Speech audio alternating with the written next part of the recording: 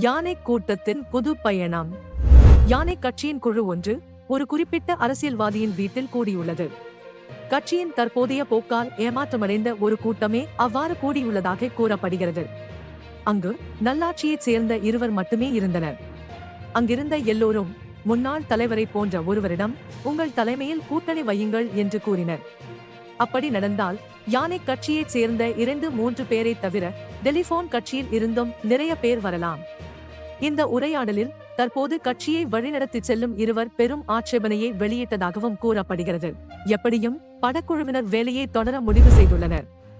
இதற்கிடையில் டெலிபோன் கட்சியின் உயர்மட்ட தலைவர்கள் ஒன்று கூடி கட்சியின் தலைமை குறித்து முடிவெடுத்துள்ளனர். அதற்கு பல காரணங்கள் உள்ளன.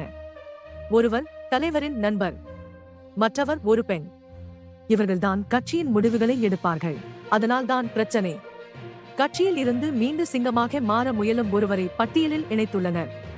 கட்சியின் தவிசாளர், தேசிய ஒருங்கிணைப்பாளர் கொழும்பில் உதித்த ஹிரு மற்றும் குருநாகல் நபரின் பெயர்கள் தலைவரின் வீட்டில் நடந்த ஒரு கலந்துரையாடலின் பின்னர்தான் வெட்டப்பட்டுள்ளன.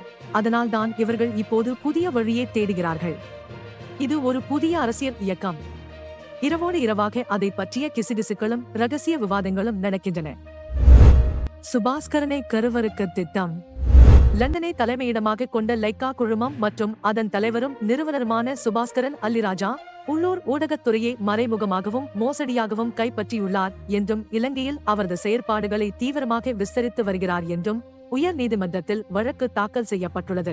இலங்கை தொலைத்தொடர்புகள் ஒழுங்குபடுத்தல் ஆணைக்குழு, டிஜிட்டல் பொருளாதார அமைச்சின் செயலாளர், பாதுகாப்பு அமைச்சின் செயலாளர், அனைத்து அமைச்சரவை அமைச்சர்கள், இலங்கையின் தொலைக்காட்சி மற்றும் வானொலி ஒலிபரப்பு அலைவரிசைகளின் பணிப்பாளர்கள் உட்பட 10 நிறுவனங்களின் தலைவர்கள், சுபாஸ்கரன் மற்றும் அவரது மனைவி உட்பட 60 பிரதிவாதிகளின் பெயர்கள் அந்த மனுவில் குறிப்பிடப்பட்டுள்ளன.